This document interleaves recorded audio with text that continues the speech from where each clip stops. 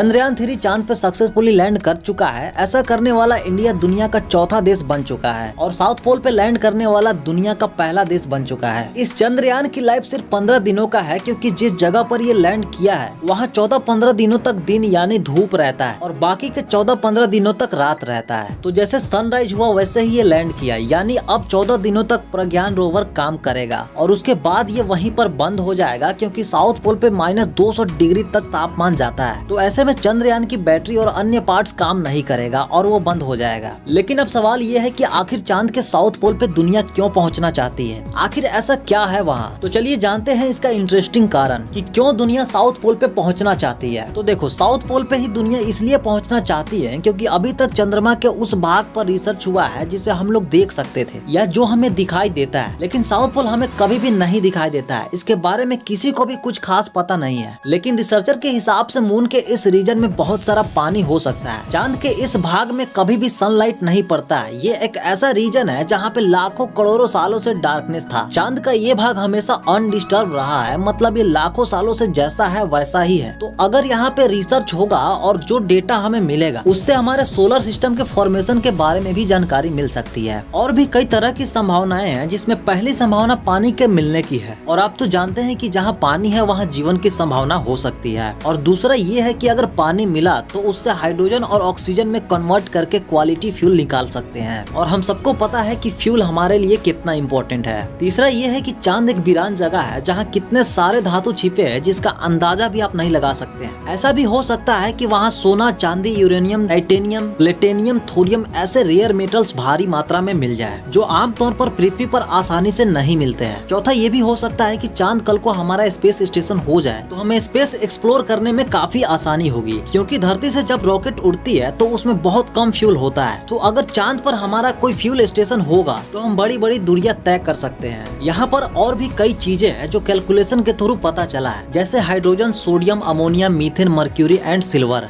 इतनी सारी चीजें मौजूद है, इसलिए इस जगह को the place of untapped resources माना जाता है। चांद पर एक और रेयर एलिमेंट बहुत ज्यादा मात्रा में है जो धरती पर बहुत कम है, और वो है हीलियम 3। हीलियम 3 को मैजिकल एलिमेंट भी माना जाता है। आपको नहीं पता होगा कि ये इतना रेयर एलिमेंट है जो कि सन के कोर में पाया जाता है और कोर से धरती और सभी प्लेनेट तक छोड़ा जाता है। अब क्योंकि धरती पे मैग्नेटिक फील्ड है इसलिए हीलियम 3 यहाँ नहीं पहुँच पाती है, लेकिन चांद पर ऐसा कुछ नहीं है, इसलिए चांद पर हीलियम 3 बहुत ज्यादा मात्रा में कलेक्ट हो गया है। हीलियम 3 इसलिए इतना इम्पोर्टेंट है क्योंकि न्यूक्लियर फ्यूजन रिएक्टर में जब इसको यूज किया जाएगा तब इससे क्लीन एनर्जी निकलेगा, मतलब बिना पॉल्यूशन की एनर्जी प्रोड्यूस होगा, जो कि बहुत बड़ी बात है। इसलिए हीलियम 3 वैज्ञानिकों के लिए इतना इम्पोर्टेंट है।